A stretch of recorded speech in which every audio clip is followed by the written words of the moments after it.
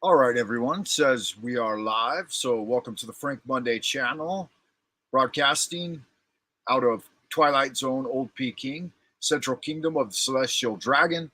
Having myself a cup of mud and a JP Farrell. I hope you are doing well. This video is in reference to a post I wrote on one of JonLevi's videos the other day. So, let's get right in there and check it out. Let me see. Give me a second to organize myself. So I wrote a post on JonLevi's video the other day, just talking about a story from. Hey, look, Callie Karen's out there in Happy Land. Hi, Karen. Welcome. So I was on JonLevi posted a video. He usually posts his video on Sunday. I think it's Sunday morning for him. It's Sunday evening for me. So today is Tuesday here, Tuesday evening. So this is like approximately 2 days ago that he posted this.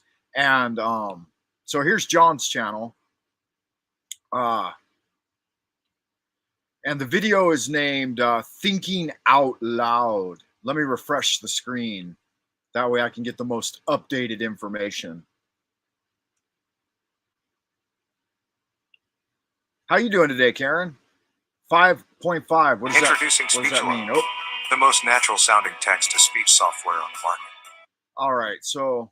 Hey, I'm Joey, and I'm one of the 30 AI voices from Speechly. I don't want to play too much of John's video because I don't want to get a copyright strike. Don't.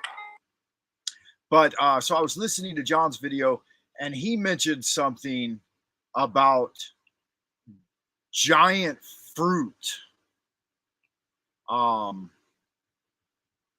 So JonLevi, he's got 189,000 subscribers. I joined John's channel back when he had about 10,000 subs. So I've been watching him grow over the last couple of years quite a bit. He's received some attention, which is good. His videos are well made. He's got a nice smooth canter to his voice. He's fun to listen to. He's got his own coffee company here, his own collection of all his videos on a thumb drive, so on and so forth.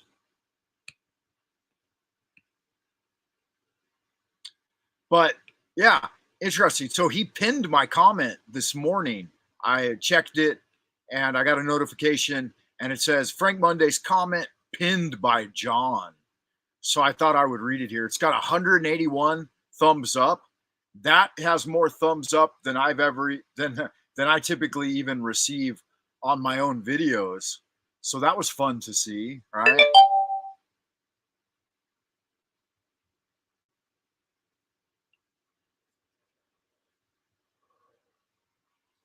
$181 likes. So a lot of people enjoyed my writing for some reason. And I got to quit that program. Don't need that thing popping up in the back. So let's get in here and have a look at this. Yeah, good. So Frank Monday, that's me. Wrote, Dear John, when you mentioned giant fruit, it reminded me of an event in my youth. I'd like to tell you a story. My mother's family hailed from the haunted and hoary backwoods of the Tennessee Valley, and it was from those rural foothills that many tales of witchcraft and magic were passed down from the Dutch and Irish settlers that inhabited those ancient burial grounds of the natives who were driven from their indigenous homes along the Trail of Tears. In the winter of 1992, my mother bought a 3-acre piece of property in an area known as Old Union. A nearby village called Hooker's Bend was along the banks of the narrowest part of the Tennessee River and was well known to be inhabited by the descendants of Louisiana voodoo cults. Many folks report seeing the ghostly images of Civil War soldiers wandering those lonely hills at sundown. Many cemeteries and Indian mounds occupy the landscape and surrounding countryside. Sorry. Yeah, so a couple of mistakes I made here. Many folks and many cemeteries. I shouldn't have repeated that, but I just wrote it on the fly and I did not care to go back and edit and revise. Thought just leave it the way it is, doesn't matter. If I was to revise, I would say many folks report seeing ghostly images and then countless cemeteries and Indian mounds. That way, I'm not guilty of redundancy in using the word many. The land she acquired was seemingly used for some plantation purpose at one time, as there were many fruit trees on the property. Peach, plum, and cherry grew in abundance, but had long since been uncultivated, but had long since not been cultivated or cared for, turning mostly wild and unproductive. There were mulberry and walnut, as well as an almond tree that was huge and old. But it was one particular peach tree that takes the interest of this tale. It was a small and wicked looking specimen that never produced any fruit. It had a crooked and craggy appearance, exuding an air of vile evil about it. In summer, mosquitoes would literally spawn from its hollow trunk, and jet black salamanders would creep among its roots. Again, I would edit and revise a few choice phrases there, but again, I'm not going to, because I'm doing it in the spirit of the transcendentalists. I was inspired both by JonLevi's video and by reading from the American transcendentalists at the time. I was reading a piece by Ralph Waldo Emerson, and he said that you should just leave your original writing in its original form for posterity. You could go back and you can go back and edit and then revise later, but you should leave the original form. It's a kind of American free verse. One spring evening, a powerful lightning storm filled the sky, and it rained violently with tremendous bolts of purple liquid fire blasting forth from the sky with raucous reports so loud they shook the windows in their frames. While gazing out into that tumultuous downpour, we viewed an especially powerful bolt of lightning strike that lonesome peach tree with an awesome, violent blast. Most of the tree was destroyed, but a leg of the trunk and a single branch. Afterwards, as the year progressed, a lone peach grew on that solemn branch. It grew larger and larger all summer until it was the size of a volleyball. It was luscious, brilliant in color, and extremely appealing. We took that one giant peach and sliced it into numerous pieces, each one with more flesh than a single ordinary peach. It was the most deliciously fragrant and succulently sweet peach any of us had ever eaten, and it gave an almost intoxicating feeling after its consumption. No se te ipsum, John, tu es dias. Your well-wisher, Frank Monday, summer of 2022. So I felt inspired while I was writing it. I even remember before the last paragraph, my daughter had come in and interrupted me. And I told her, I said, honey, you got to wait till I finish this paragraph because I'm writing. And so she came in and interrupted me probably in the middle of this paragraph. And so I just continued writing and then finished off and sent it. Here's the thing. I didn't expect this kind of feedback from it. I didn't feel like it was finished. I didn't feel like it was very well written, but it had some evocative value. I felt like, okay, it sets the background of why I'm there. It sets the kind of the background of the area a little bit. And then it gives a short description of the land my mom had. And then it gives a short description of the event itself. If you're familiar with my writing at all, this paragraph right here is a reiteration of the lightning strike down the tree of life, right? That I've written over and over again in all of my tales, right? Like if you've read my short story about the Magi who discovers the vault under the Sphinx in Egypt, this is what happens when he walks out from the portal of the chamber leading to the archive, the record of the Hall of Archives under the Sphinx. So again, similar and similar, because I've seen so many. We've witnessed so many lightning strikes in that Tennessee Valley. It's like thunderstorms are so common there in the summertime and spring as well, and autumn. Even tornadoes, man. I've seen some beautiful tornadoes in Tennessee. Um, anyway, as you may know, I'm not from Tennessee, but I lived there for just under a decade. All right, so it got 181 likes. John hearted it and he pinned it on the video. So that's pretty cool. That's more of a reaction than I thought was possible at the time. So, of the 64 replies, there's some that are kind of pernicious and snippety, but that's okay. I want to look at a few of them. Lunar Light Entertainment writes, "What an interesting and mysterious tale, Frank. I wonder what it was about the lightning striking the peach that caused it to grow that giant magical fruit. Perhaps it imbued those who partook of it with immortality. Fabulous." Um, Lunar Light Entertainment? I don't know. I don't think I received immortality from it. Hey, look, Sasquatch Roadkill's out there in Happy Land. Hi, Sasquatch Roadkill. Good to see you again, Angelica. Long time no see, my dear. Hope you are well. Callie Karen's out there in Happy Land as well. She says possibly it's serpent mounds.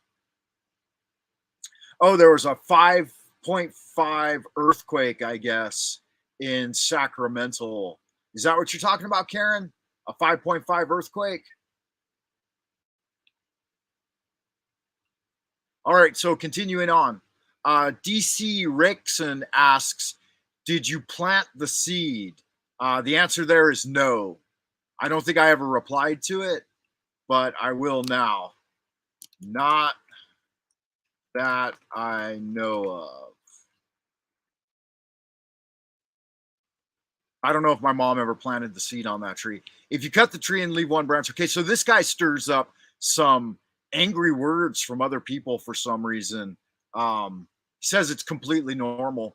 I thought it was completely normal too. Honestly, I think that people who do farming and watch trees, I myself am not a farmer. I'm a city boy, and that's why I thought the event was somewhat supernatural. But I bet farmers who are out there in the countryside for decades at a time, they probably see this type of thing all the time. Anyway, Rachel says, thank you for sharing your wonderful story. Did the tree ever regenerate? It's like the lightning re-energized it. I honestly don't know. I could ask my mom. So yeah, I don't know, Rachel, but yeah, I could ask my mom. This guy says BS, prove it. Pictures, documentations, or you're just full of it. So David Webster here was directing his comment to not one. But a lot of people thought he was directing his comment to me. Mistress Morticia again asks, did you plant the seed? That's how the tree would go back. Now I have to visit Tennessee.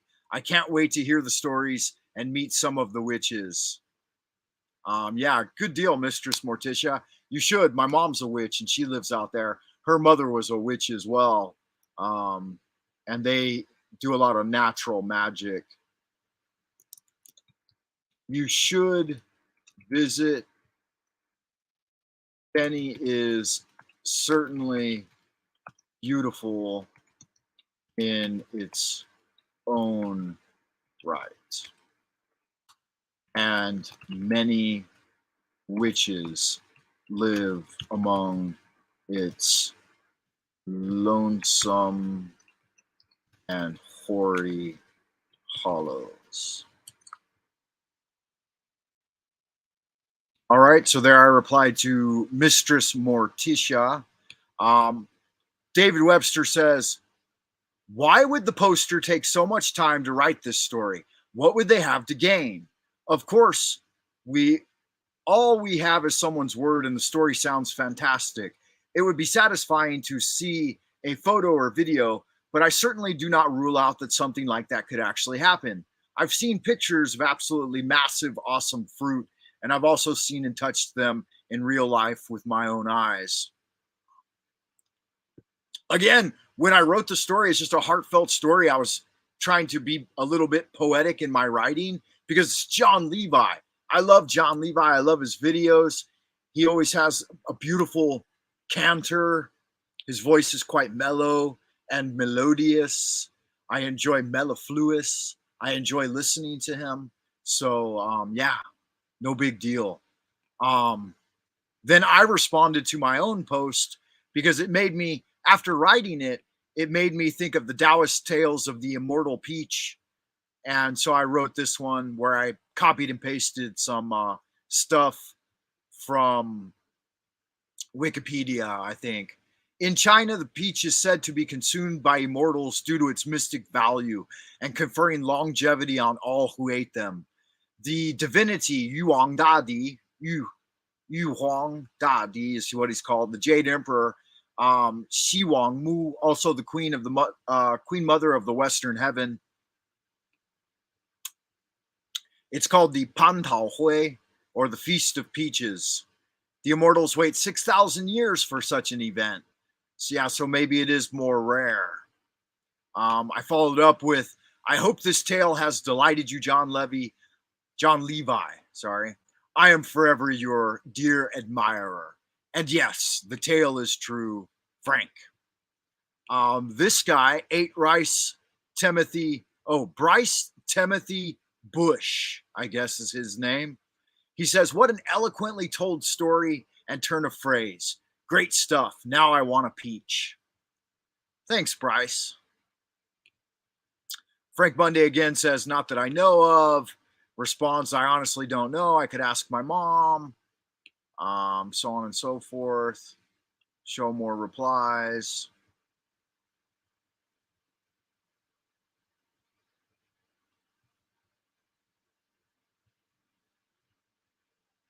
I just said, Karen, I don't know what happened to the tree.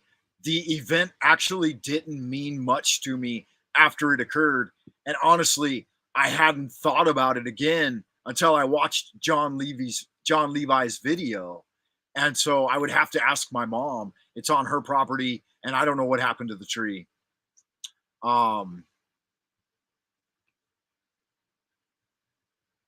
Some of these are just trolling.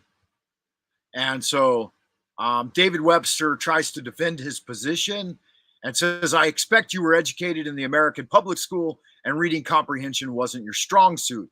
He's responding to Egon Geffery. I'm speaking to the guy who is insinuating the peach was normal. That all one has to do is kill everything but one branch to have this occur. I think the story is great. Thanks, David Webster. I appreciate that. And I like your name. That's like Webster's dictionary. It's the guy who's refuting that I'm asking for proof. The rest of what you said is straight garbage. Read and comprehend. Don't assume some narrative from what is written that isn't there.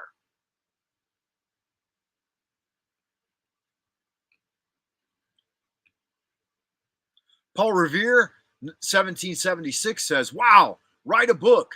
Tell your stories. That was a fantastic story. Thanks, Paul Revere.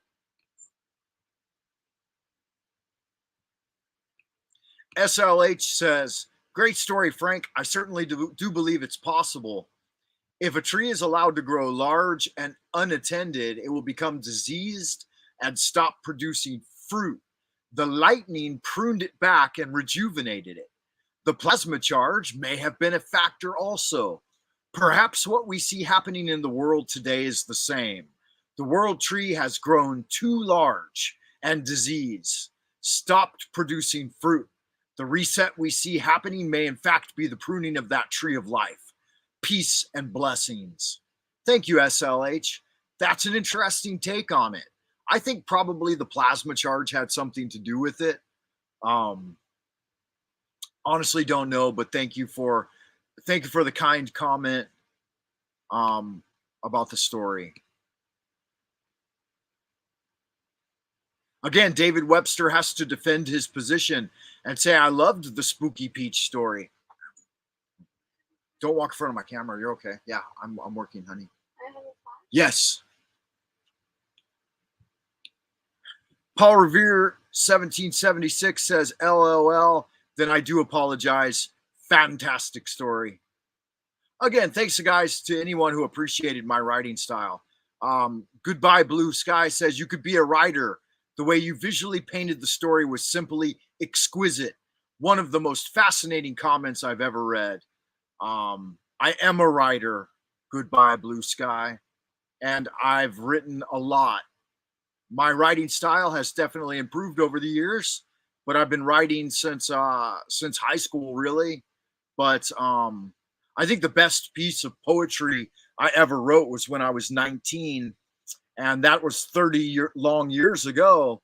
And I don't think I'll ever be able to reproduce the writing of the young heart of a poet in love. I was in love with the most beautiful girl ever. She was 16, I was 19. We got separated by her father and just family situations. And I think the best piece of writing I ever produced was a poem for her at the time of our breakup. I also gave her a gold necklace when we parted ways.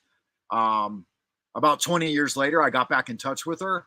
She still had the necklace and still dreamed what could have been if we would have gotten married. She was married and divorced 3 times and had 3 children from 3 separate men. I would tell you her name, but I don't think that's appropriate here.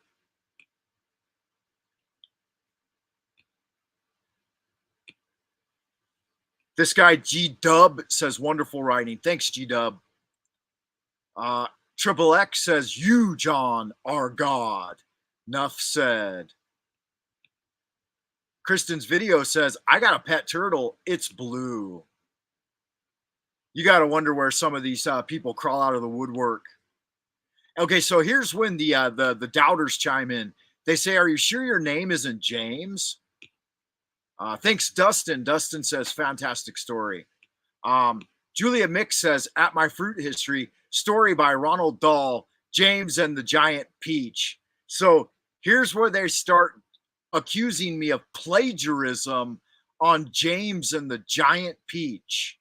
Craig Simpson says, I remember reading James and the Giant Peach and how they stole your story. Hope you get those royalties you deserve. And I thought, what the fuck is James and the Giant Peach? I didn't remember any such story, so I looked it up. And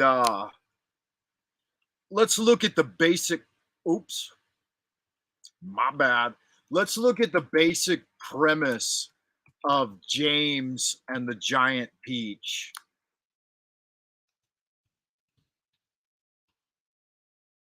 Yeah, so it's a 1996 film. Yeah, so maybe they did steal my idea. Those dirty, rotten cockbags. But no, I looked it up, and it's based on a 1961 novel of the same name. And the basic plot is that James Henry Trotter is a young orphan living with a sadistic and domineering aunts, Spiker and Sponge. One day after rescuing a spider from his hysterical aunts, James obtains magical crocodile tongues from a mysterious old man, which grows a colossal peach on a nearby old peach tree that Spiker and Sponge exploit as a tourist attraction. Okay, so what does my story of lightning in the middle of the countryside have to do with crocodile tongues from a mysterious old woman? I read through the entire thing, and the only connection between my story and James and the Giant Peach is that they both have a peach. My story doesn't have a giant peach. It has a large S peach, the size of a volleyball, not a giant peach larger than someone's house. So There's no connection. Tangent Angela says, I'm a Tennessean and I greatly enjoyed this story. Thank you. Wow, you're a hot Tennessean too. Nice. I like your little headshot there, sweetheart. Very nice. At Mike Hitchcock, well spoken, kind sir. What did Mike Hitchcock say?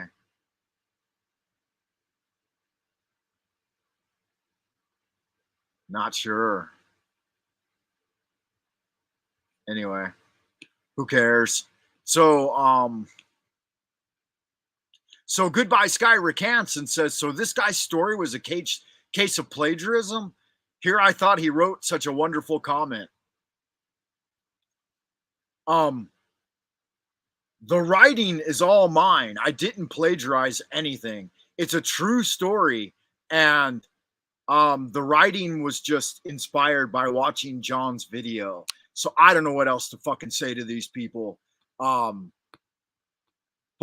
I had to endure watching a couple of reviews on the movie James and the Giant Peach, and it was pretty god awful. Maybe the story itself, written in book form back in, what did it say, 1961, maybe it's better, but I've never read it. So again, I tried to defend my position here, which I shouldn't even. Who cares? I wrote the story to John. I didn't write it to anyone else. I say it's my story. I'd never heard of James and the Giant Peach, so I looked it up. There are zero similarities between my true life story and the fictional one, other than a peach. And here's what I want to point out too, is that the chances, here's what I wanted to point out. The chances of anything you write ever already having been written in some similar vein are always out there. I mean, there's so much writing and there's so much in the electronic archives that no matter what you do, even if you come up with an idea that you totally think is originally your own, there's a good chance that somebody else at some point in time has already written about it. You can't avoid that. So just go with your own writing and don't worry. Later, you can check the electronic archives and see if your story has similarities to someone else's stories. A good publisher would do that for you, I think. And the point is, guys, it was a brief, what is it, like 5-paragraph story that was just a comment on YouTube. Some of these people really go ape shit. To set the record straight, for the absolute asshats that think this is any kind of riff on the absurd James story, other than both containing a large peach, there is zero similarity. This event was a simple true life experience, nothing more. Oh, there should be a comma there. This should not be. It should be true life experience, comma, nothing more. My writing is flawed, but have some evocative value. Sadly, due to the shit dicks that decided to attempt to lampoon a genuine message from me to Levy, and no one else. Let me remind you, this is just a comment to John. It's obviously it's in the public sphere because I don't have any other way to contact him, or I would have just sent it to him privately by email. I feel compelled to defend my easygoing personal message to John. And most unfortunately, I was subjected to investigating that absolute shit show of a movie, Lux Veritas, Frater Francis Lunas Aristeas of the Ordo Templi Astarte 2022. Anyway, so yeah, I got quite a response.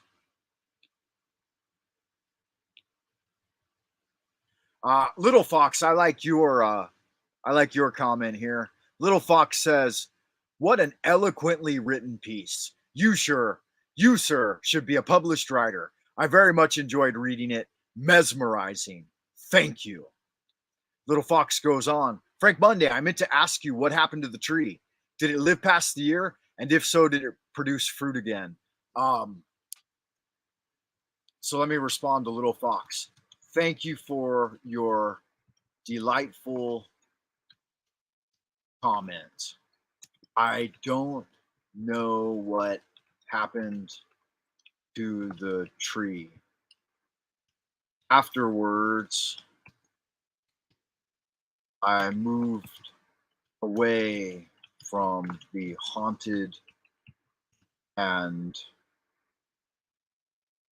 haunted, forlorn Tennessee River Valley and have since lived abroad in Twilight Zone, Old King, Central Kingdom of the Celestial, where the forces of dark, ah, good God, what happened? Dark, malignant. Hey, how do you spell malignant? Dark, malignant, and odious evil seems to cloak land in its wholesome grip.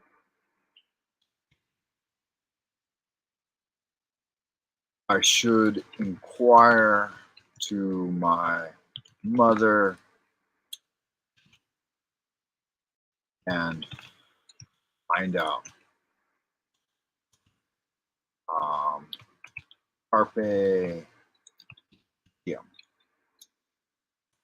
Your well wisher, friend.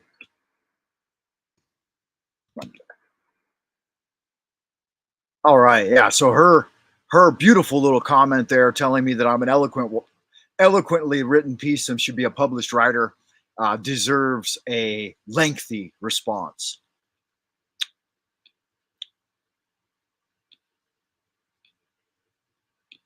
All right, so yeah, that's about it, guys. I just wanted to share that with you. So if you're watching this and you're one of my friends here on YouTube, if you watch my YouTube videos and you've ever enjoyed them at all, please go over to JonLevi's site, sub him because he's wonderful to watch if you like learning things about old Tartaria, and watch his video. Yeah, give it the thumbs up and make sure to leave a comment, and you can help defend my position too. You can if you like, if you got time and you enjoy doing stuff like that on the internet, go hit the thumbs up on my comment. Let's drive it up over 200. Leave a reply, say I know Frank Monday personally and he's an honest guy. He would never plagiarize somebody else's story. For some of you have been following me for a long time, like Callie Karen, I know you've been out there for a long time in Happy Land. You can testify that I put my own poetry and writing here on YouTube. And so that's definitely my writing style, you know. It stinks of Frank Monday, you know. My mother's family hailed from the haunted and hoary backwards of the Tennessee Valley, and it was among those rural foothills that many tales of witchcraft and magic were passed down by the Dutch and Irish settlers who inhabited those ancient burial grounds. You guys know me. That's absolutely my fucking original writing. What a bunch of goddamn asshats to doubt me. And thank you to the people who gave me a nice comment. Chris A. out in fucking Happy Land. What's up? Yo, yo, yo. Chris A. says, yo, yo, yo. I just woke up, so don't expect much from me. Morning, Frank. Morning, Karen. Sorry I haven't responded to you, Chris. I've seen that you messaged me on Instagram, and I've been meaning to get back to you, but fuck, I've been so busy with my online classes that, man, I'll tell you the truth, man. I hate teaching online more than any other platform. I feel exhausted after I do like 6 or 8 hours of online teaching.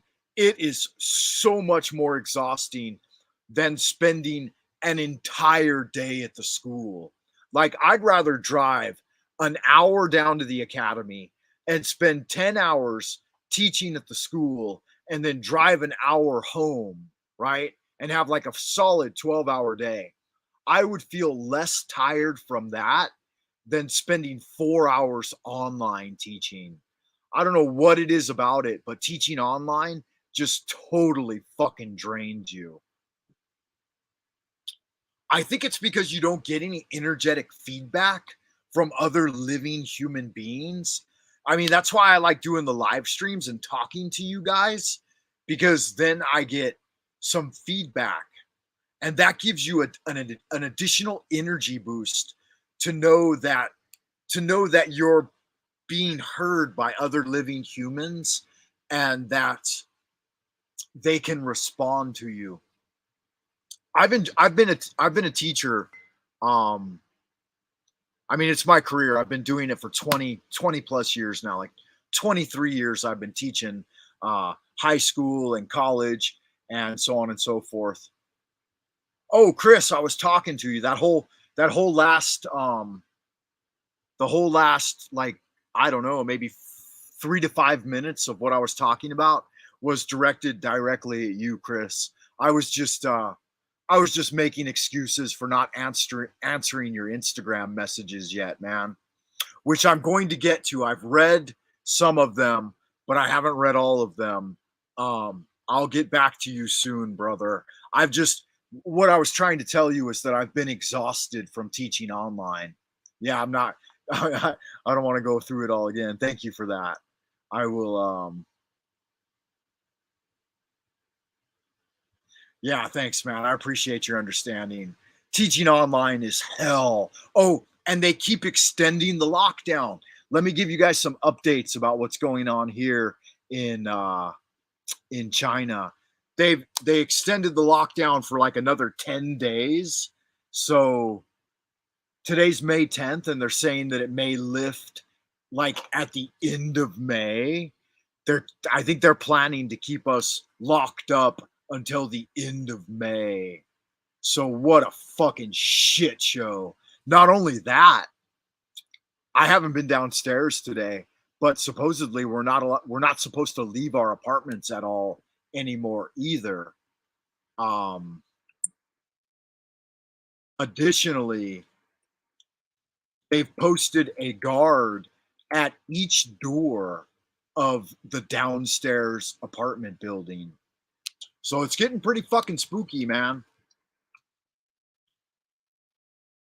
That's to be honest with you. I'm a little bit worried that they're going to start pulling some horse shit on us. Um, Very, very spooky. And it's funny to me, or it's not funny, not in any way funny. It's fucking amping up the bio survival anxiety. But it's interesting to me that, give me a second.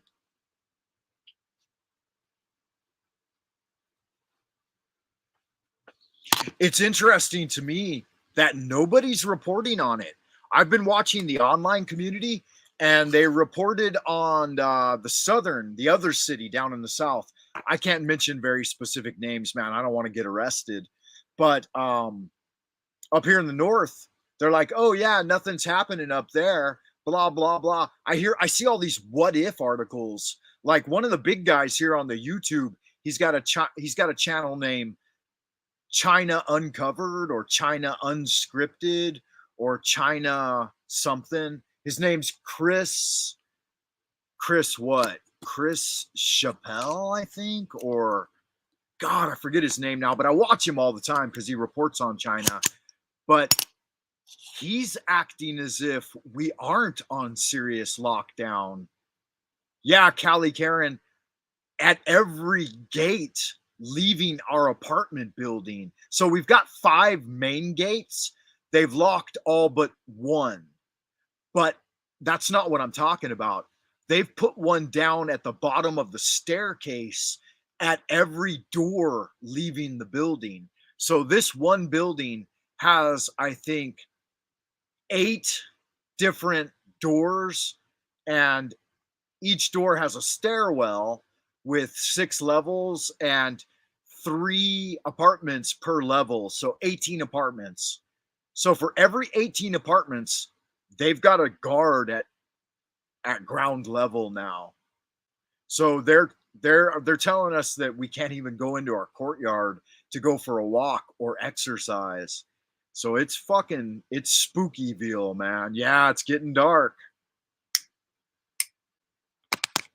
So those pictures you see are those videos you see online of people getting wrapped up with cellophane and then duct taped and carried off.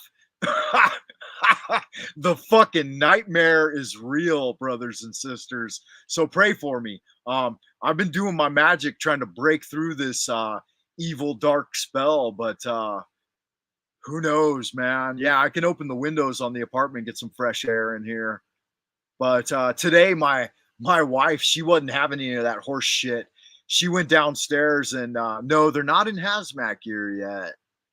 Yeah, they're most of the guys around the neighborhood who are the authorities or whatever are, but the guys they put down at the door, no, they're just regular dudes. But they're like, they're in security guard uniforms or whatever.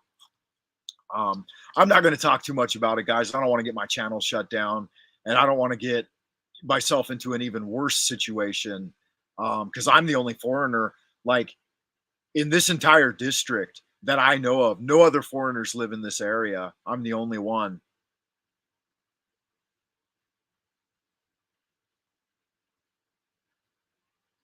So it's pretty fucking nerve wracking, but I'm not scared. We all got to check out at some point.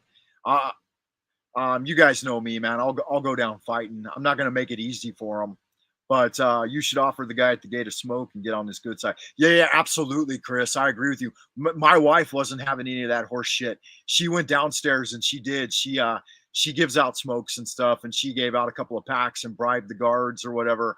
And she got herself a day pass to take my son to the dentist.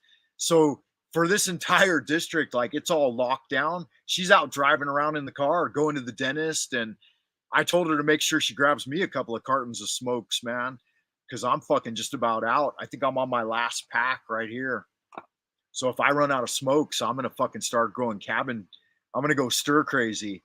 Yeah, my wife, she's a tough guy, and I've always appreciated her ability to get shit done. Hey, Russ Lad, welcome to the chat, man. Good to see you, brother. We're just holding down the fort here in old fucking Peking, man. Trying to stay alive another day. Thanks, Chris. I appreciate that, man. Yeah, Team Monday.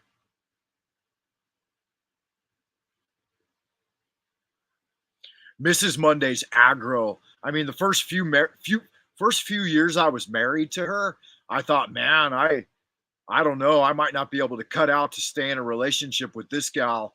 And I thought about, divorce and stuff like that. Then I thought, yeah, it's kind of my fortune to have such a she's born in the star sign of Leo, so she's a lion.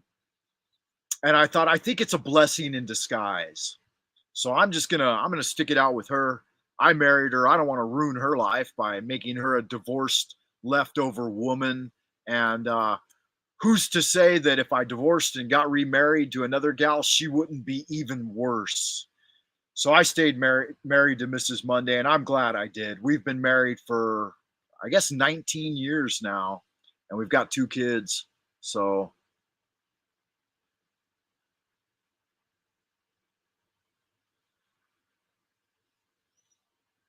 yeah, sadly, Russ Lad, I don't have any wine or beer here at the apartment. I'm on lockdown. We're not allowed to go out. I'm thinking about, I don't want to get involved with alcohol while I'm on lockdown. I've suffered from alcohol abuse in the past, and I do have a tendency towards depression. So I don't think alcohol would help me at this point. I'll stick with my cigarettes and my coffee, and that's all for me. Um, yeah, Russ Lad, I told her, um, I I've always been very open. I'm honest to a T a lot of times, and I express my feelings. So I was very forthright with that. Yeah, alcohol's fun when you're young. I agree. As you get older, though, man, it gets hard to recover from a night of drinking. It wasn't easy being young either, you know. You might have to take it easy for a couple of days after an especially drunken bender. But older, yeah, it's just like fuck, no way. Oh, you're just drinking pop? Okay, Russ Lad.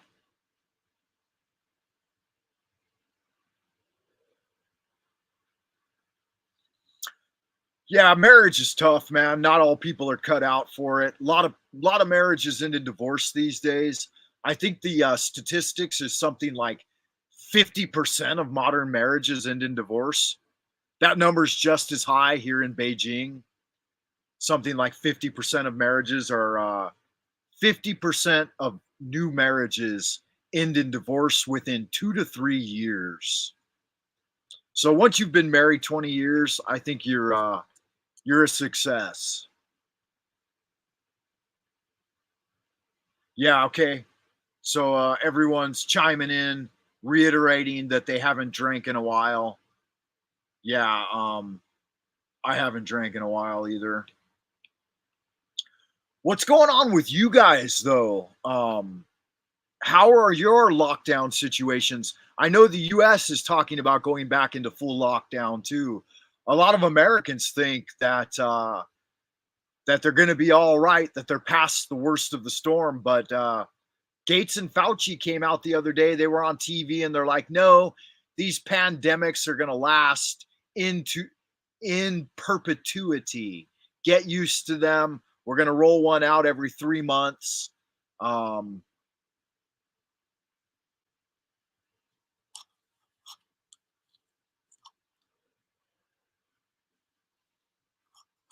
yeah, Coca Cola is in China, Rushlad. We definitely have Coca Cola here, but they have their own kind of colas too. Um, One of the more famous Chinese colas is a company called Polar Bear, and it's an orange soda. But no, we have regular Coca Cola as well.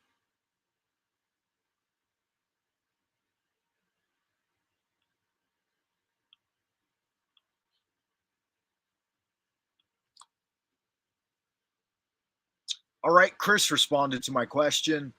Chris says the UK hasn't had one since 2021. We thought they were going to do it again, but so many have woken up here that I don't think they dare. Otherwise, people would burn it all down. Good. I'm glad to see that your spirit of freedom and independence is alive and well in the UK, Chris. These motherfuckers over here, they'll do exactly what they're told no matter what they're being told. If they were lining them up in the courtyard and putting fucking harmonizers in them one by one, they would just line up and do it. I don't get it.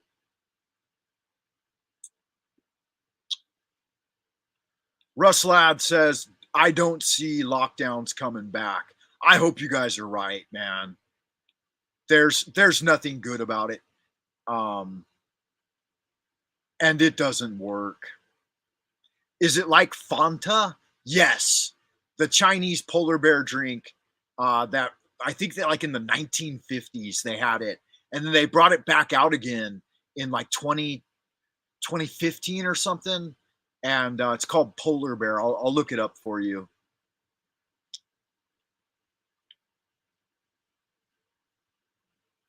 So let's have a quick look at the. I think it's probably okay for me to read the news from the China Daily because it's the people's official mouthpiece. So let me show if this is showing. Yeah, let's have a look at the headlines and then we'll call it a day, unless you guys have some really pressing affairs you would like to talk about. So the president says he calls for youth to strive for national rejuvenation, celebrating the centenary of the Communist Youth League. It's encouraged its members to forge ahead on the new journey to realize national rejuvenation. Okay, so they're firing up the Boy Scouts again, Chinese style. That's good. The COVID mainland reports 349 new confirmed local cases. Looks like the U.S. is spreading lies to sour Sino-African ties. Global shipping global shipping firms get boost in China. Delivery services resume gradually in Shanghai. Government trying to help students find jobs. So I wanted to check to see if there was any updates on Beijing's situation. Let me check here.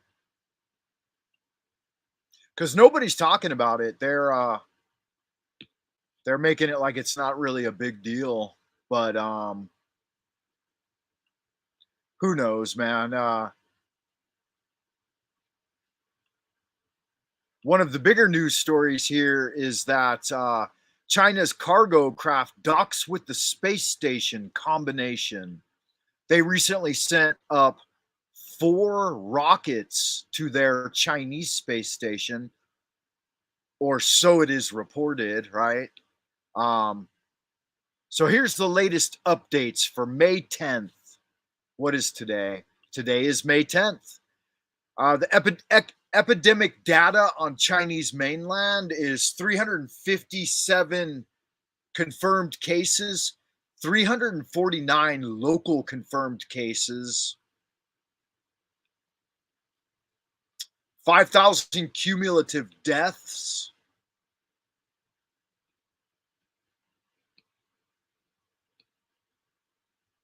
Total infections in the worst hit countries, 80 million in the US, 20 million in the UK.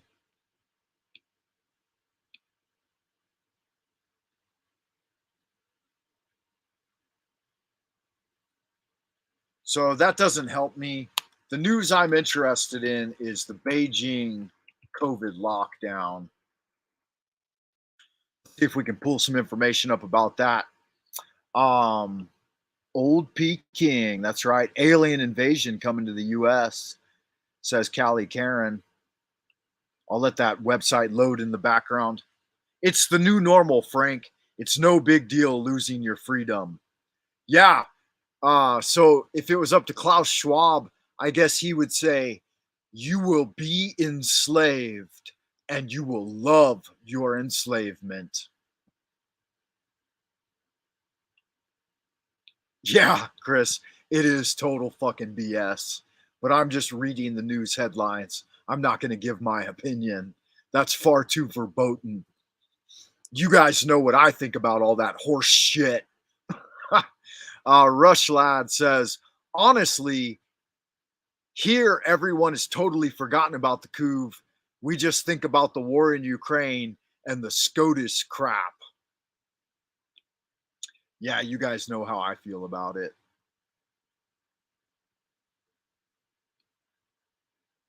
There was a news story on Beijing's situation, but okay, here it is. I found it. So I'll read this news story for you guys. Let me pull it up. Give me a second, guys.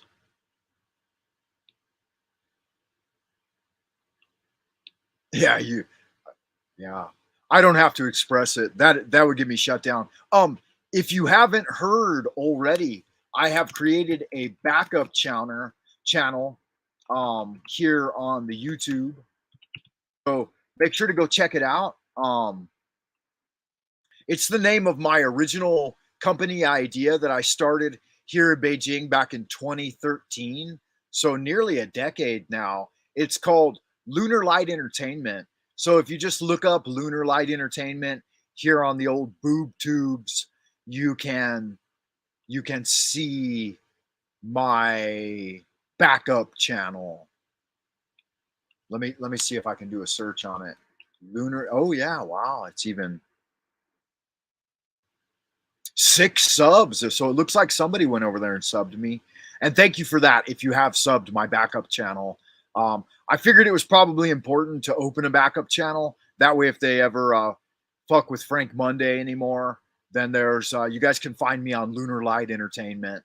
So plug in Lunar Light Entertainment to your YouTube search engine. There's my symbol, Lunar Light Entertainment 2013.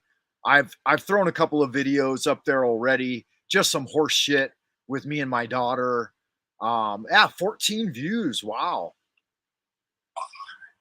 It says, all right, all right, all right, all right, all right.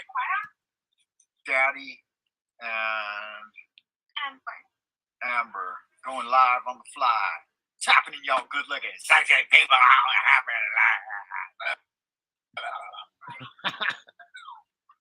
All right, yeah. So make sure you guys check that out. Thank you, Rush Lad. I appreciate that. Thank you, Chris. I appreciate that.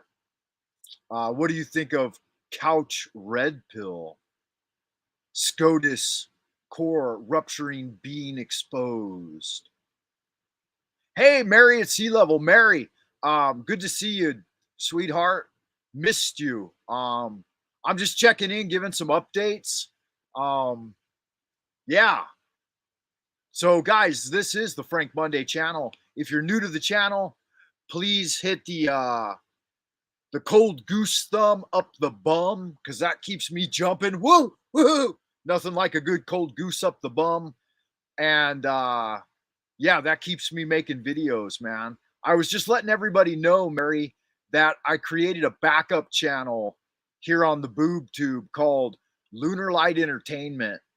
That way, if for any reason I ever go down again, I will just jump over here and do my live streaming from Lunar Light Entertainment. All right, we're just testing it out, make sure it works all right.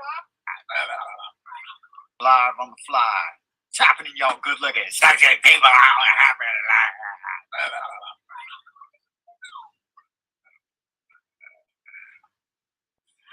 All right. Yeah, so I just wanted to keep you guys abreast of that. So please go over there and sub that.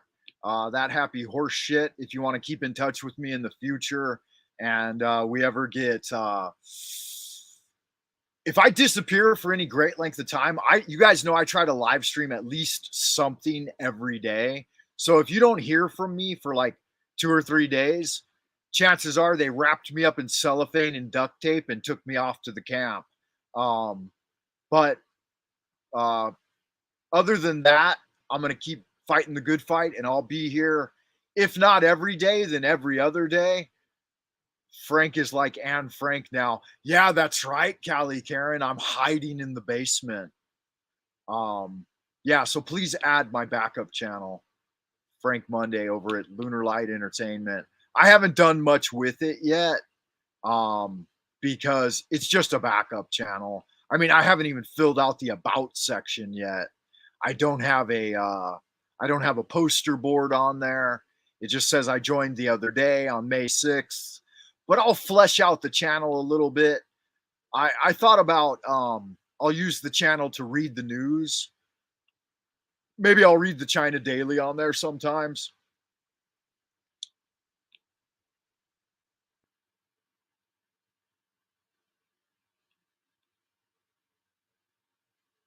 Mary says, Mary at sea level. I've missed you, Mary. And Chris as well, and Callie Karen. And Rush Lad's new to the channel pretty much. Russian Lad. He's been a great addition to the channel though. Good to see you guys. Mary says, that Anne Frank story is fictional. Her dad was already busted for writing it in ballpoint pen, which wasn't even invented at the time. How funny.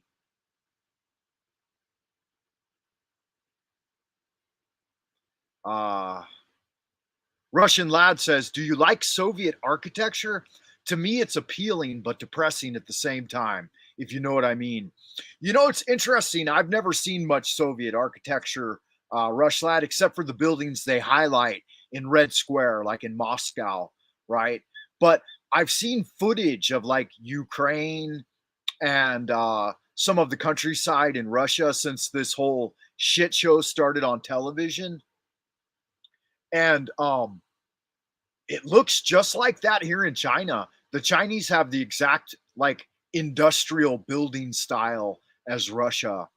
So yeah, it is like if you're talking about that, like 1970s, 1980s style buildings, yeah, they're pretty depressing. I live in one, and it's not a good way to live. But let me discuss this article here from the China Daily. Beijing tightens COVID measures. So this is what you do every day. You get out of your apartment and you go down and they swab your mouth, and you're subjected to this treatment every single day during lockdown.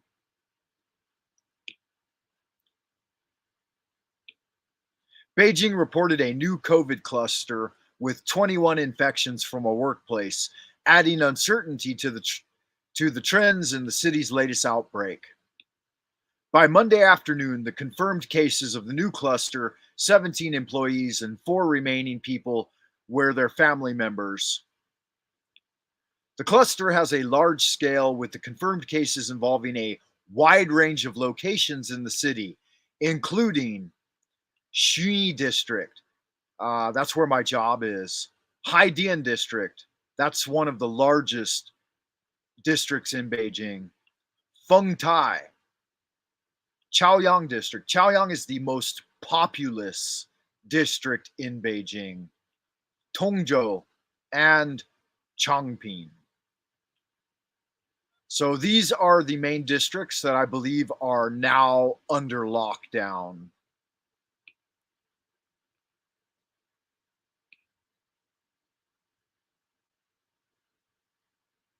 Since Beijing is Since Beijing is still facing a severe epidemic situation, the city will continue to take strict measures to curb the virus from spreading.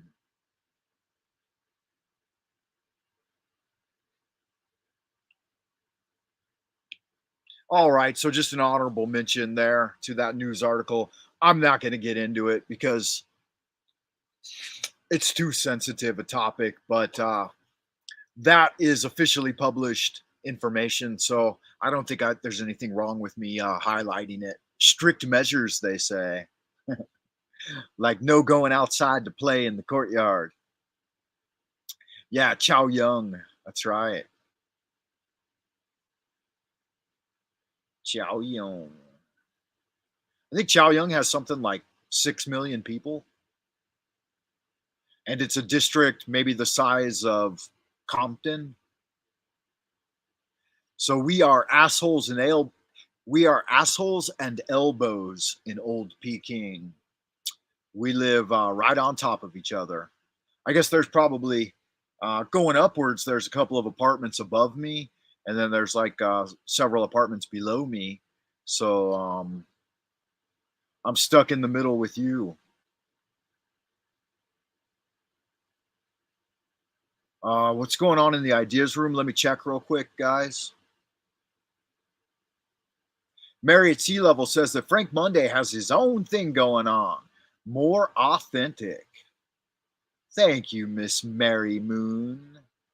I like to call you Miss Mary Moon.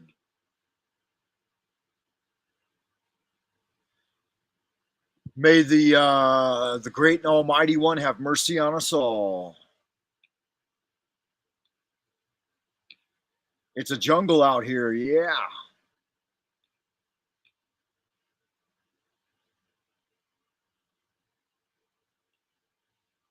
So Russian lad says, well, to be fair, the average Chinese village would be considered a city in the USA. That's right. Our municipality, Beijing, is now considered a municipality, which includes Tongzhou and Hebei, and the number is 120 million people supposedly in this area. The city center itself supposedly has 18 million, but if you include the district of Tongzhou and the greater Hebei area, there's 120 million people here.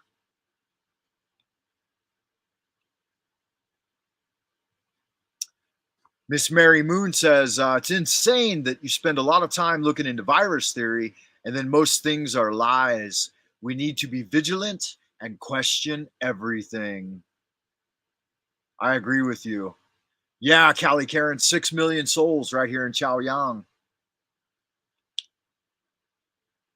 Not Hubei, but Hebei. I would rather live with you, Miss Mary Moon, um, in Nova Scotia, where there's not even a million people.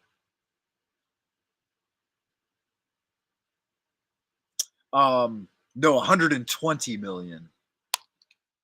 Can you guys not hear me clearly?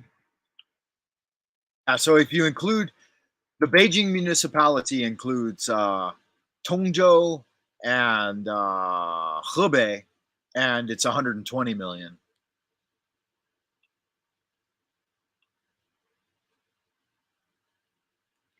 Uh-oh, I am receiving a phone call.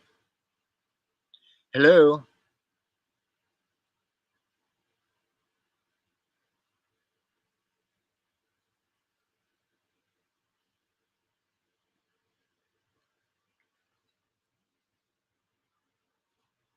That's good. There's still car wash places open.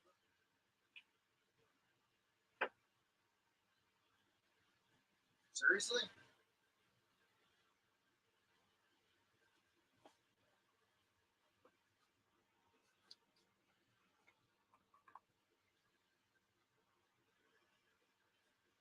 Okay, good deal. I made lunch for Amber, and now I got to clean up the kitchen again and start thinking about dinner. Are you guys getting? Uh,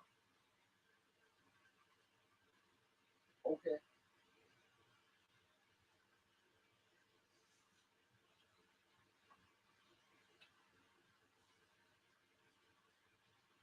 I'll just make sure you get smokes.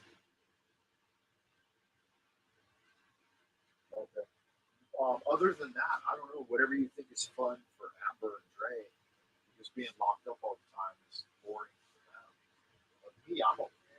Oh, I mean, probably you can't get it, but if you can get dry beans, I like to make this. No, there's not that much left. I've pretty much used it all. I've used all the good ones that I like, which are local red and brown beans. The only bean,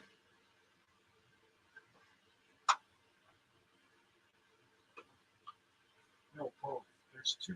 That's the only two we have, right? But, yeah, no, I've used both.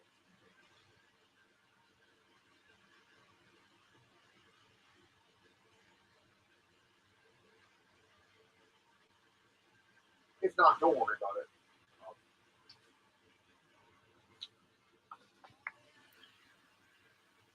Okay. All right. Love you. Be safe.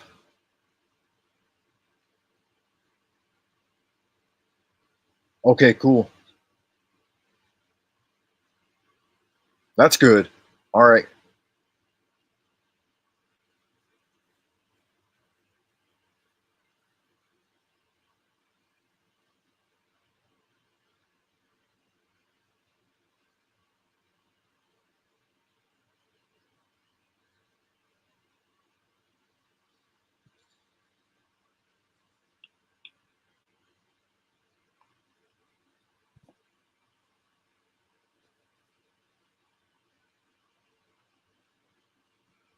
Yeah.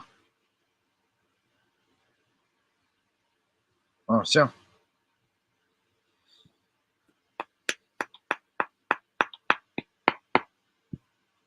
Okay. Okay. All right. All right. All right. All right. Okay. Love you. Bye. All right. All right. Bye.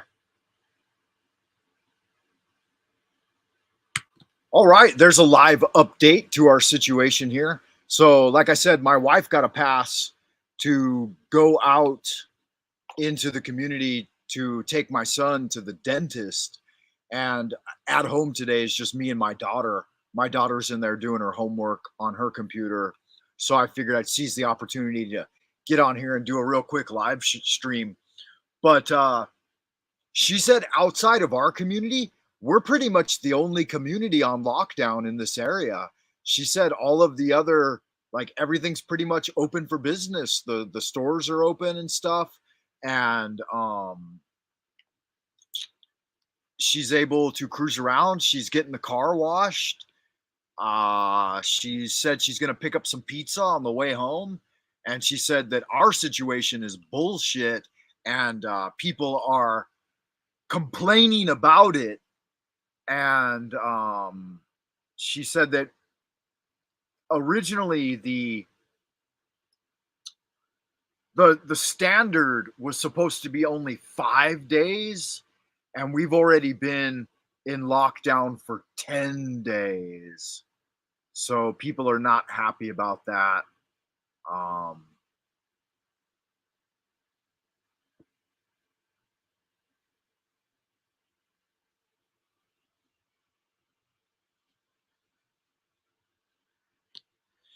she sent me a quick video about the city and what it looks like under lockdown right now.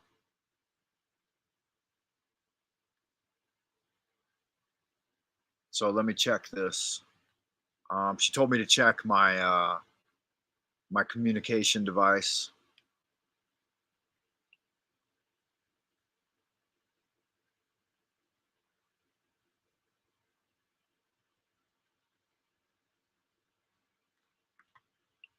So I'll see if this will open real quick, guys. No, it says unsupported message. So no, I can't open it on my computer, sadly. Um, let's see what we got going on here out in the ideas room. So that's happy news. Um, I mean, we're locked down, but it looks like the other areas around us are still open. So that's good. Yeah, roving reporter Miss Monday. She's out there getting it done, man. Uh, okay, so Rushlad asks if I would prefer to live in the northern part of China or the southern. Um, Good question, Rushlad. I will answer that. I'd rather live near the sea too, but I love the mountains. We have mountains here near Beijing. Beijing is actually one of the oldest cultural cities in China. It was chosen as the capital 600 years ago during the Ming Dynasty. And it actually has tons of interesting architectural features at every corner. I mean, everywhere you go all over the city, there are, buildings that are supposedly 600 years old. And it's really the heart of Chinese culture in the north. They say that if you live in the South, you'll be more open in your personality. But if you live in the North, you'll be more reserved. But Beijing is the birthplace of a couple of my favorite styles of Chinese Kung Fu and Taoism. So it's why I choose to live here. Uh, Bagua Zhang was developed here as the Imperial Palace Guards. It's what they trained. It's the style of kung fu they did. Um, so it's one of my all-time childhood favorites. And I'm a kung fu practitioner. And I don't know. It's part of my fortune. It's where I ended up. Miss Mary Moon says 10 days they will make everyone else do this again. I think it's a good guess they might never stop the virus, the blah blah blah, the shit show. Yeah, they'll never stop it. Rushlat said, I was to the city center back when it started, and it felt very peaceful and empty. Yeah, it does, huh?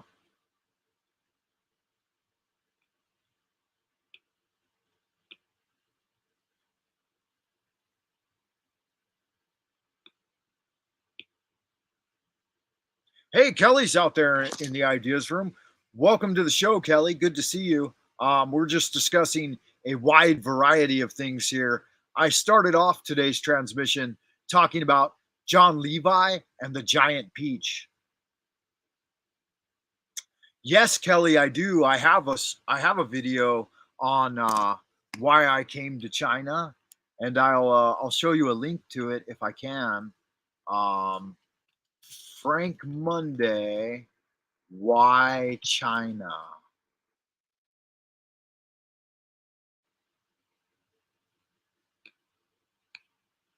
So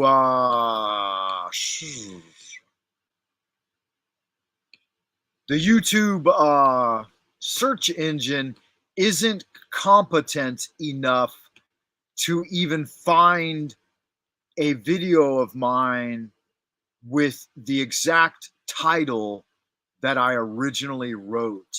How funny. So maybe why China Frank Monday? Yeah, if you look on my channel, it's kind of hard to find, but I got Frank Monday's guide to the Beijing subway.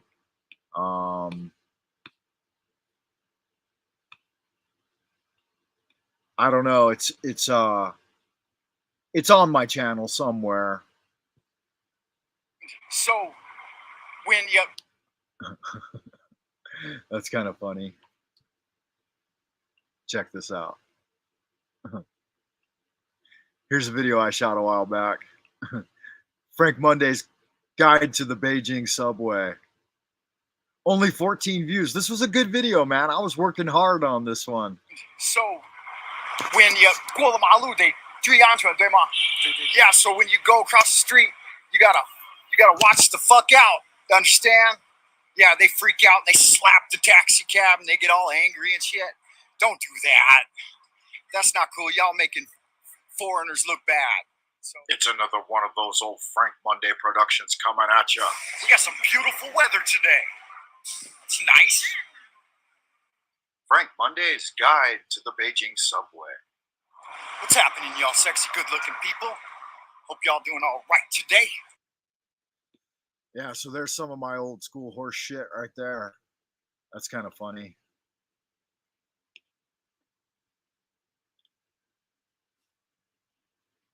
Thoughts on Hong Kong as a city, ignoring the political side. Um, yeah, Russian lad, I love Hong Kong. I've been down there a couple of dozen times. Every few months, I get an Irkin to head down to Hong Kong and check things out. Hong Kong's a wonderful seaport city. I don't know if I've been down there recently. It's been a few years, but I enjoy Hong Kong. There's old ghetto part of Hong Kong that all the foreigners love to go to because the hotels are cheaper. It's called Nine Dragon District, uh, Gaolong Chu, something like that. I forget exactly. The Cantonese is actually different, but yeah, Hong Kong's a wonderful city. Lots of good food, lots of shopping. All the taxi cab drivers speak perfect English. Um, Hong Kong's great fun. I love Hong Kong. There's, according to statistics, there are 100,000 American citizens who live abroad in China. And of those 100,000 Americans in China, 60,000 of them are in Hong Kong. There are a little more than 10,000 in Shanghai and a little more than 10,000 in Beijing. But the majority of expats who live abroad in China from the United States are in Hong Kong.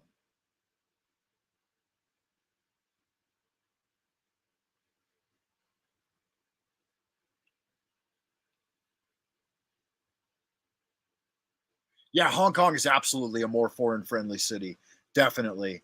But it's expensive, and I probably couldn't find a job there, not like I have up here in the north. And so you got to go where the work is. Miss Mary Moon says taxi cab drivers that speak perfect English. We don't even have that here. And Mary Moon is out in British Columbia. No. She's on the east coast of Canada.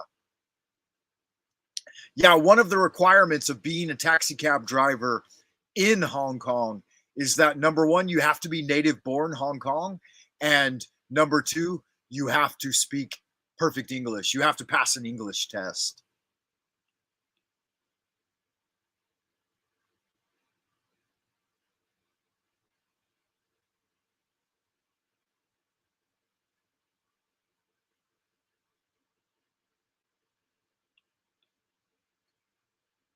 Miss Mary Moon says God is good. That's right. That's the definition of God, goodness. Oh, so an interesting story about my wife and one of her best friends. I'll tell you guys real quick. I think I already told it on another video here on my channel, but her friend from high school became a Christian. She's a local gal here in Beijing, and she was recently trying to convert my daughter. My daughter's 15. She was using the Messenger app to try to convert my daughter to Christianity.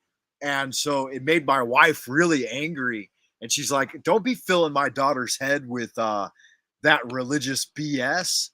And so the husband of my wife's friend says, hey, Frank, what do you feel about, us witnessing to your daughter about Jesus Christ and making her, trying to lead her towards Christianity? How do you feel about that? And I said, I don't care. She's 15. I mean, she can make up her own mind. If you guys want to talk to her about the good word and the gospel, it doesn't bother me. I'm not opposed to it, but my wife is. And I said, it's 50% my wife's decision too. So if she tells you not to do it, then you probably shouldn't do it. But I told my wife, I said, honey, I teach the kids about God all the time through doing good work. I go in here and I tolerate your bullshit, and I'm nice to you even when you're mean to me, and I cook and clean, and I work a regular job, 60 hours a week, 5 days a week. I'm humping it. I said, so they know all about God when they look at their father. God the Father is real. And I'm like, it's fine with me either way. If you don't believe in God, that's okay. He doesn't believe in you either. And if you want to pursue the path of scientific materialism, which leads to nihilistic atheism, then that's fine, man. I don't have anything against that. At the time of death, then you'll cease to exist. And some people want that. They just want it to be game over.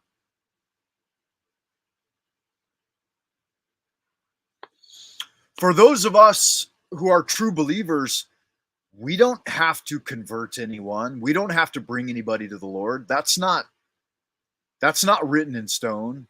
Some people may believe that, but if the only book you go by is the Bible, then I would say you're a little bit ignorant of spiritual truth. I don't necessarily base my spirituality on religion. I'm religious, but I'm religious about my spirituality. I'm not I'm not a I'm not a stickler.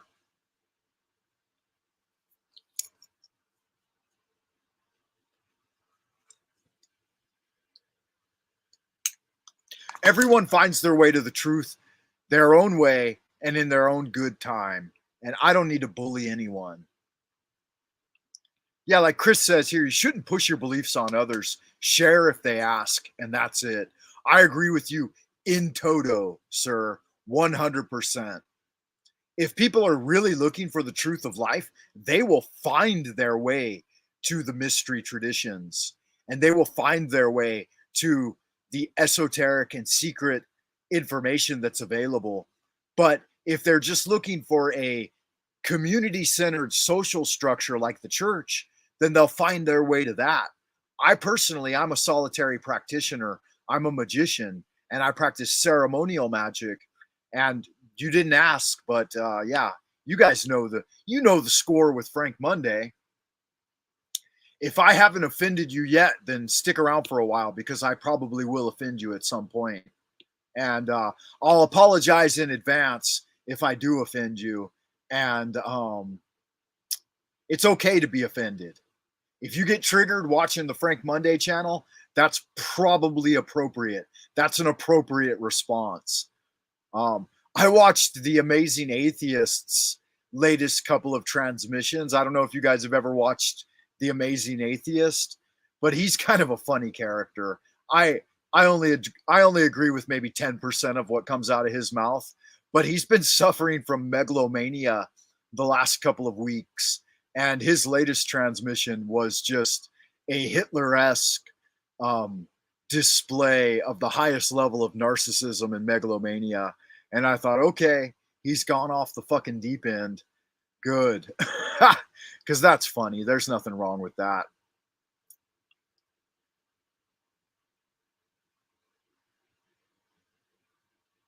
Yeah, you just show your spirituality through your actions. I'm first and foremost a Taoist, which means that I take a low position and I do the work. I do the work that nobody else wants to do. I'm like the janitor, you know. I sweep and mop the floor. I wash the fucking dishes, cook and clean, go out and earn the bacon and bring it home for the old lady. You know, nothing needs to be said.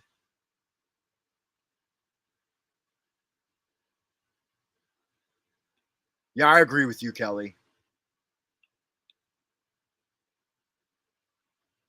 I try to practice stoicism, but given how the modern world is, I usually end up falling back to hedonistic lifestyle. Good for you, Russ Lad. I agree with you. I mean, I'm a stoic at heart, and I appreciate the tenets of stoicism. Seneca, and Cicero, and Marcus Aurelius, all of those Roman orators, and the last great philosopher king, Marcus Aurelius. I definitely appreciate their teachings. Marcus Aurelius says one of my favorite quotes: "When you wake up in the morning, take a deep breath and remember how wonderful it is to be alive, to live, to love, and to work." You know, don't hide under the covers and luxuriate in the pillow. Get your ass up and go do some work. I've been like that since I was a teenager, man. Up before dawn and hard at it, doing my kung fu, doing my work all day long. Um, there's a Taoist tenet that if the sun rises on your lazy ass, you should feel ashamed. So I typically get up before sunrise every day and do my meditation and do my Taoist astral travel and then do some kung fu. I think I missed one of Mary Moon's comments here. Miss Mary Moon says, I like wandering in the forest and learning from the plants and animals. What I'm saying is God is good with a missing O. It's a word we use for things. Yeah, that makes sense, Mary. That's Taoist and Druidic, right? And very witchy too. You may be a natural witch.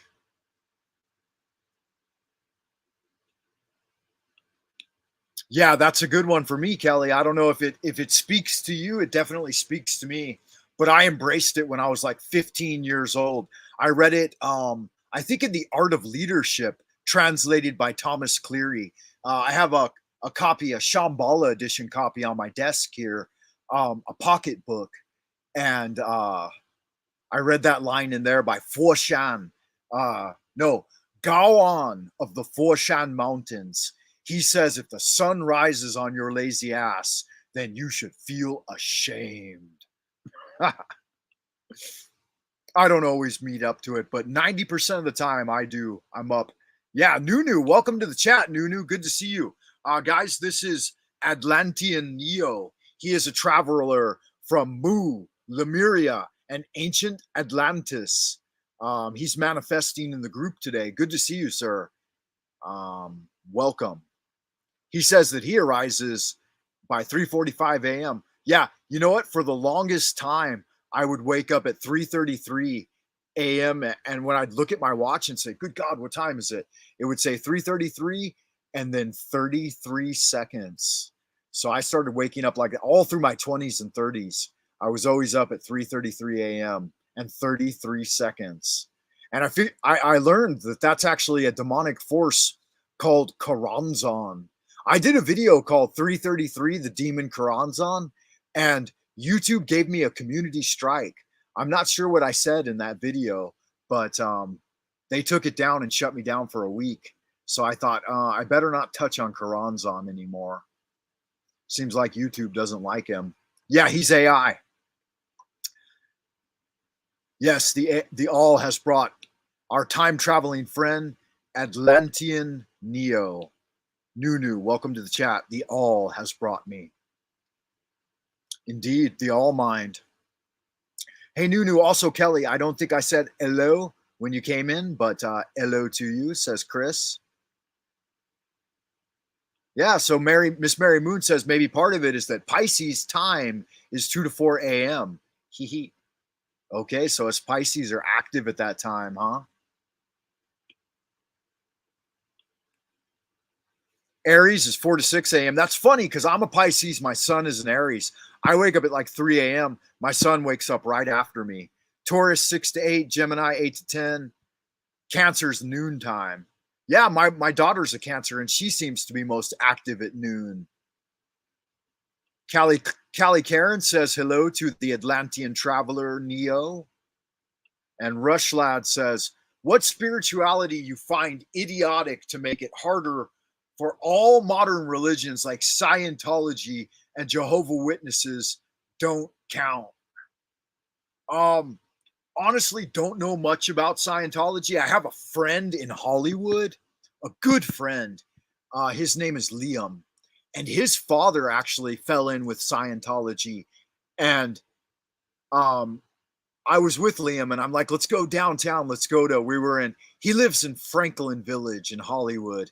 And we were walking Hollywood Boulevard. And I'm like, let's go in the Scientology building just for fun.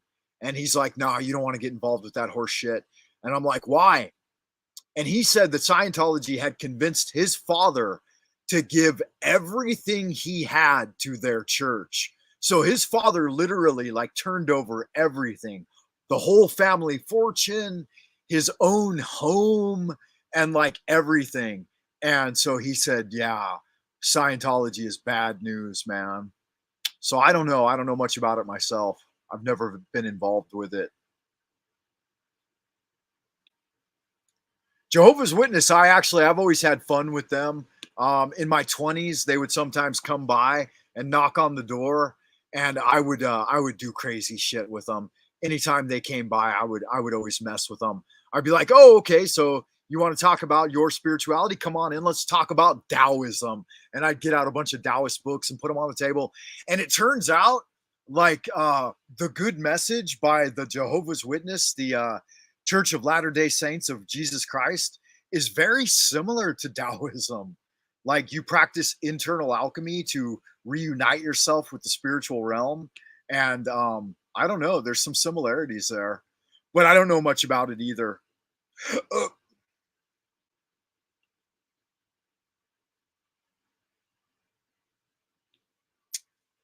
Callie Karen says that those are all religions, are cults and full of legions.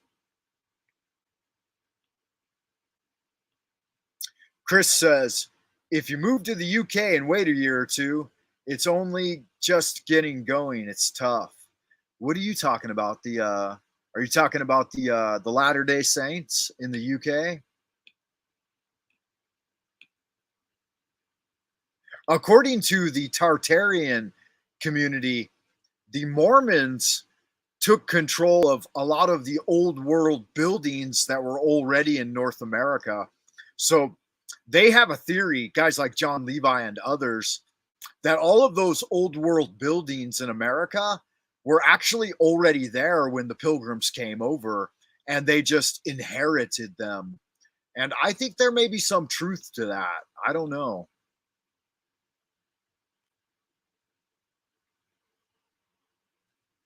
Um, Honestly, if you're looking for me like to have any kind of anger or hate towards any group, any religious group, or any group at all, I don't have it in me.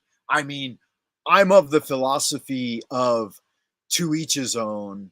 And so whatever other folks want to do, that's fine with me. I don't think it's ever going to affect the world with any significance. To each his own. And that's just the way I learned to say it. So I'm not going to correct the gender bias in it. Frank Monday's got a little bit of old school gender bias. I asked Frank Monday one time, what do you believe about the new gender fluidity situation and transhumanism? And he said, it's all horse shit. There's only two genders in the world, men and women.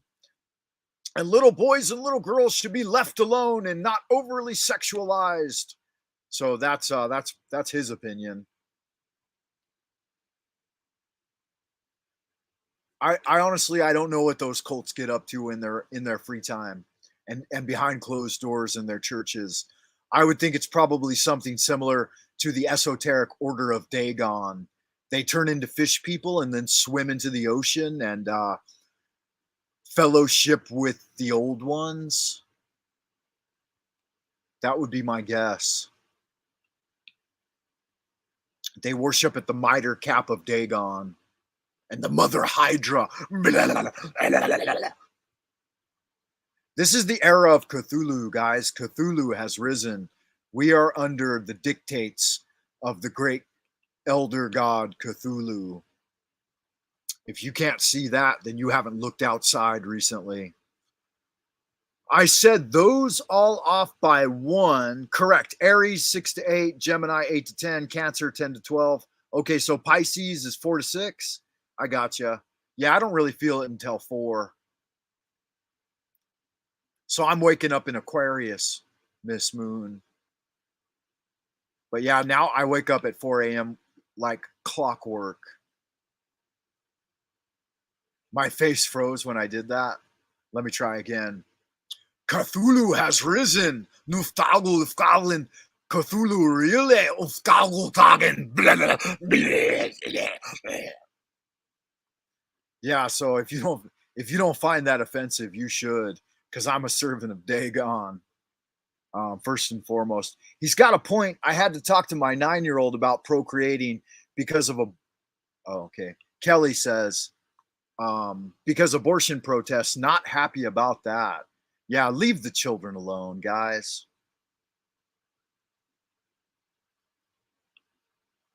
Russian lad says enough with religion. Let's get back to China. When it comes to food in southern China, it's often more spicy compared to the north, or do they seem to be the same? No, you're 100% right.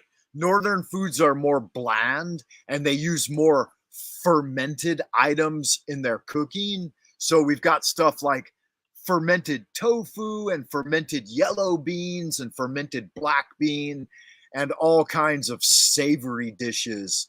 Because you got to think we got long winters up here. So you've got pickled vegetables and salted meats and stuff like that. And they use a lot of that. Whereas down in the South, in order to induce sweating, they eat a lot of chili peppers. Here's the funny thing though. My wife's family is all from Sichuan. So my wife's style of cooking is spicy. She loves spicy foods and she cooks spicy 90% of the time. These right here are Sichuan peppers, and they are some of the hottest peppers in China. I think the habanero pepper out of South America, Latin America, Mexico is hotter, but these Sichuan chili peppers are very spicy. We use them fresh, we use them dried, but we put these in everything. I've developed a taste for Sichuan spicy peppers, so I eat a lot of peppers.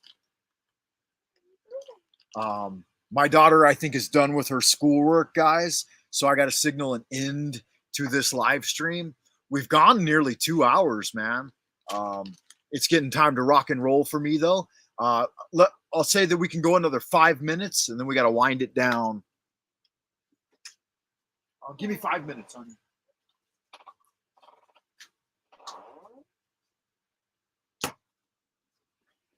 Yeah, so good question, Russian lad.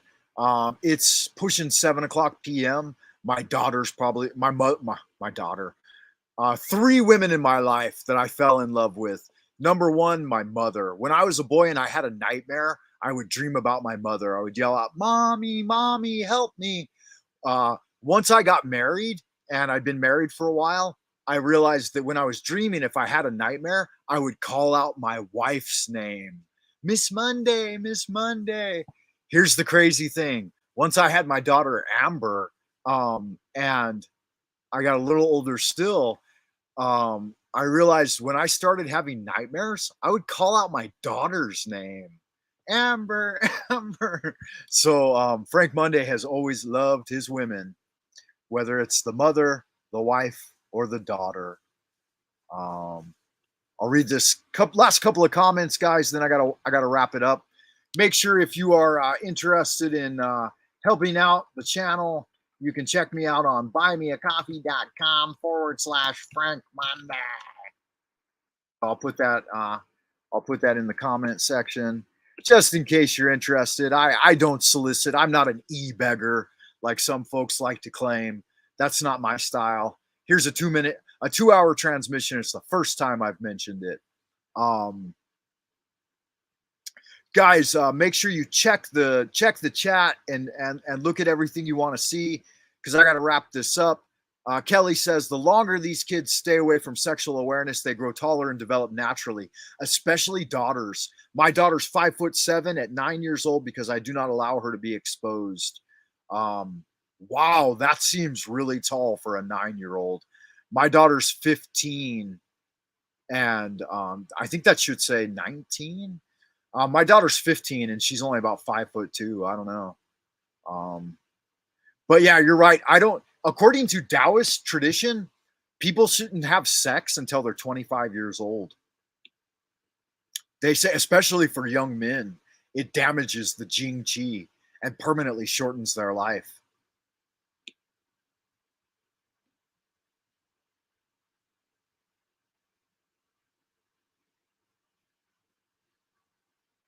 Just checking the chat, guys. It says we got some new comments down here.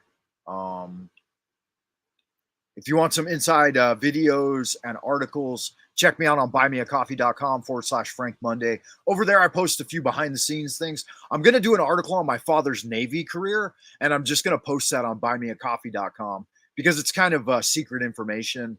My dad was a big guy in the Navy, an officer during World War II. He was on JASCO. He worked with Admiral Nimitz.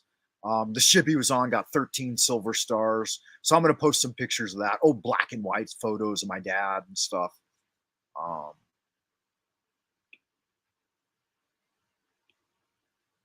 right, Russian Lad, have fun doing your stuff, man. Thanks for tuning in, Russian Lad. Good to see you. Please hit the thumbs up on your way out the door. I certainly appreciate that. If you haven't already, make sure you guys sub the channel. Mary Moon says she's 5'3", tiny and happy. Actually, from what I've heard, if you grow too tall and overly big at this time and age, then heaven and earth cannot support your size, and that you'll die younger. So actually, smaller people survive better in this new earth plane environment. So we're not growing as tall as we did in ancient times, I guess. But then again, I think it's cyclical. I don't know. What do I fucking know? Chris A, it's been great catching up, Frank. Glad all is well. Given the current circumstances, catch you next time. Good to see you, Chris A. Thanks for tuning in, man. I'll get to your Instagram messages soon. I promise, bro. I've just been overloaded with the depression of the situation. Kelly A says, thank you for the good morning. My day is set in a positive note. Thank you for saying that, Kelly. I certainly appreciate that. I hope y'all good looking, sexy people stay well out in Happy Land. Frank, you darn sweetie pie, thank you for showing your wonderful face. Thank you for saying that again, Kelly. Man, that really makes it worthwhile. That type of comment right there is that's what I do it for. Joining the community and receiving friendship and kindness from the people who interact here on the tubes. I know Susan ain't got no love for me, but that's all right. I'm not bothered by Susan's horse shit. She can eat a dick. Pardon my language. That probably just destroyed all your goodwill, huh? Thank you, Kelly. Interesting theory I'd like to see evidence for. What are you talking about?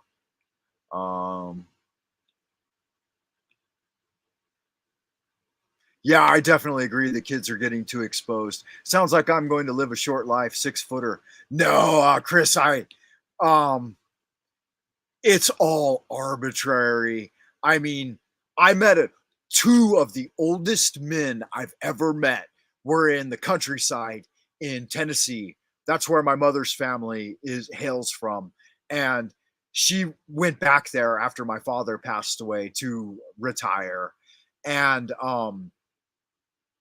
200-year-old men I met, both were 6 foot tall. And those are the only two men in my life, I believe, that have lived to 100 years. And both of them lived to 100. 100, I think one of them lived to 100, and the other guy lived to 99 and died like 2 days before his 100th birthday. And they were both 6-footers. So it's all fucking arbitrary. I mean, there's no guarantee about anything. Oh, okay, Mary. No, I can't keep up with the chat 100%, guys, and I don't need to leave my daughter hanging.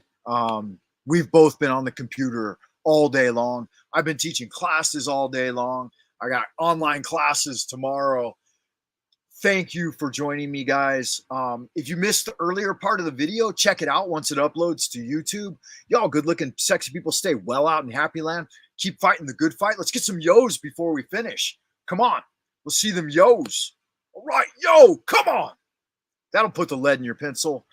I hope that we make it out of this, and I think we are. I mean, it always gets darkest before dawn, they say. And yeah, I'm sure you've been busy, Miss Mary Moon. I haven't seen you in a while. Chris A., take care out in the United Kingdom, brother. Jolly old England. Yo, yo, yo, Sandra Sue, you're missing it, man. I've been live for 2 hours. Welcome. And if you guys want to ask about that peach tree story, that's a real story. You can ask Sandra Sue. It was on her little piece of property there that we saw that. Crystal K, man, there's people arriving here at the end of the show. Guys, I got to go. My daughter's ready for some snacks, and I've been live for 2 hours. Mama, I love you. Have a good day, guys. I will see you all in the abodes of the future. Chris A, yo, yo, yo. Atlantean Neo, thanks for stopping by, man. Always good to see you. Callie Karen was the first one in the chat, and she's been here the entire time. Thank you, Callie Karen. I'm sending prayers out to you there in Sacramento. I hope everything is well with you. Crystal K, nice to see you. Danke schön, guten Tag, Miss Mary Moon. Sehr bitter, what is it? Sprechen Sie Deutsch? No, 999, ein bisschen Deutsch. Sprechen Sie gut Deutsch.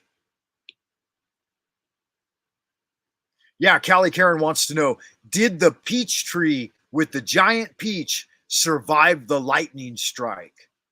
So did it survive? I think it did not. I think they ended up cutting that tree down. Or maybe it did survive, but Mama cut it down. I don't remember. Mama, did you cut down that peach tree after it was struck by lightning and it grew that giant peach? And other people have been asking me, what about the peach seed from the giant peach? Did you save that peach seed? No, it died after producing that one peach. So there you guys go. If you joined in for the first part of the video and you've been waiting 2 hours to know the answer to that question, there it is from the mouth of the person who was there. And she says it died after it produced the one peach. One last hurrah. That is correct, Callie Karen. And no seed either. Okay, there you go. So those questions, those long running questions have been answered by my beloved mother. Y'all good looking sex people, stay well out in Happy Land. If for any reason you need to find me, you can look me up on Instagram and send me a private message. Chris does that, and he knows how bad I am at responding to those. But heaven and earth are the divine. Heaven and earth are the spontaneous manifestations of the subtle, wondrous universal law. Our physical being is the workshop of the subtle origin. As you guys all know, man, God is great. God loves us all. As above, so below, as we wander into the abodes of the future. Stay well and good magic.